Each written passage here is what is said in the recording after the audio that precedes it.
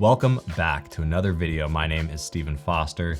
Today I want to talk to you guys about something that's at like the intersection of two things in my life that I really loved. Actually doing this on YouTube sort of makes it a perfect trifecta because as a lot of you know, I've been doing YouTube for 3 years. I love making these videos online. And now I've been a professional photographer for several years as well. And recently in the last 18 months or so, I've taken up writing. I've gotten really serious about writing. I've been working on a book for about 2-3 years now.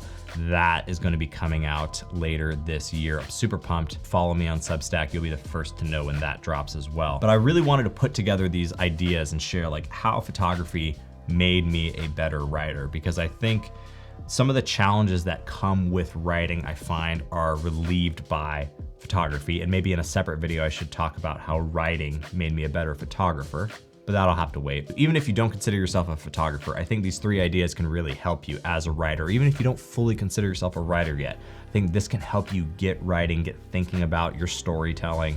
And I think ultimately just make it easier for you to be a writer, be writing, crafting things with words, whatever. The first idea that I want to share is this idea of like what is in focus and what is out of focus. What is discernible and what are you going to leave for your audience to fill in? When I think of this idea, I actually think of this photo that Sam Sudar took of me, which if you've been on this channel for any amount of time, you guys know Sam's one of my good friends. We were out hiking in the Pacific Northwest. We were actually out like on the San Juan Islands in Washington State. And I love this photo for so many reasons because it's saying something without saying a lot of things. There's water, yes, but it's still, even though it's massive, it's not the open ocean.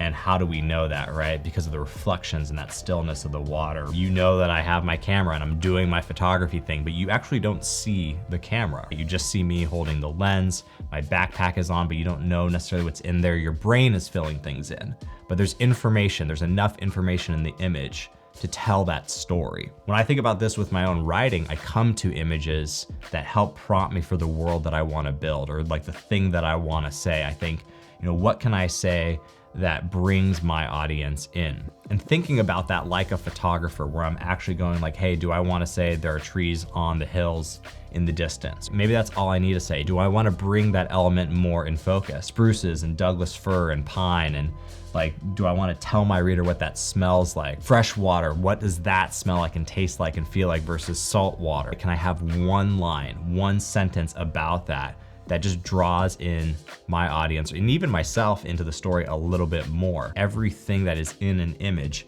can be a prompt for you to write about for your reader. You could start putting in those elements, like what time of day is it? Is my character wearing short sleeve, long sleeve? Are they responding to that weather and the environment there? All of that stuff I think can be really powerfully pulled together simply, like just with a single image. This doesn't necessarily mean that you have to be the photographer that takes this. In my case, it's my friend Sam taking a photo of me out trying to take photos, right? It works. If you are looking for details on how to tell your story as a writer, go to photography and begin discerning out of that image where the story is. This leads me to my second point, which is this kind of corny idea, but every photo is worth 1,000 words. Now I know it's like, Stephen, that's super cheesy, and like it is, but I think even a good photo could be worth more than 1,000 words. Maybe you're coming up against writer's block and you're like, I don't know what to write.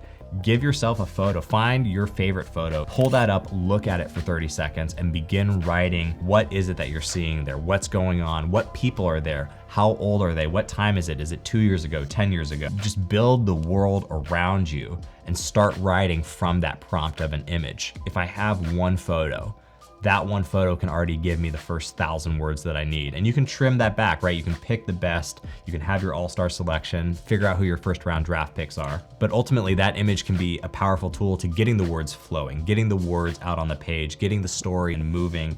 And I think you'll find that it just ends up making writing a lot easier. The third thing I wanna say is think about how this will be consumed. Sometimes you can sit down and think, oh, I'm just gonna write for a few minutes and you end up with thousands of words and you think, I don't know where to put this. I was trying to put together a Twitter thread, or I was trying to write something small and I came away with this massive thing. Rather than throwing away that work, you could look at it as what is the opportunity for this type of information, this thing that I've created. If it's not working in my current channel, if it feels completely different, can I put it somewhere else then? I think about this a lot with my photography, but also my writing. There have been times where I feel like, you know what, I don't have 1,000, 1,500 words in me today.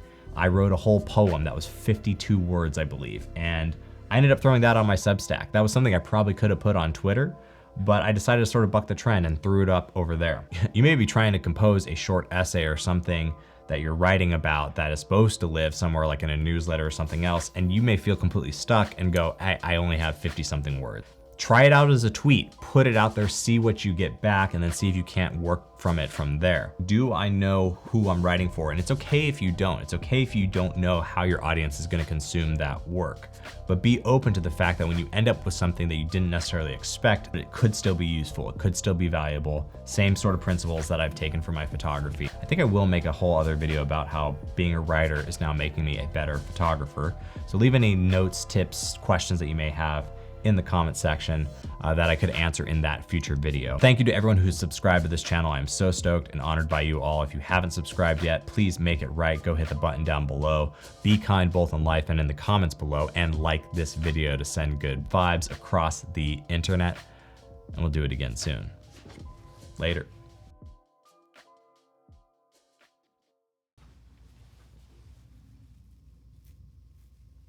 Oh, I forgot, like, bonus tip. Just throw this in at the end, after the outro, after everything, you know, is like one of the things I love about photography and writing that I can't do when I'm editing video or doing YouTube stuff, or it ends up being a different thing, but photography and writing specifically is I can do it while listening to music. I love that. I love listening to music. I think that is just like it's a great thing that you can do with both. It's like, you can listen to music while you take photos. You can listen to music while you edit photos. You can listen to music while you write. You can listen to music while you edit. Do that too. Bonus.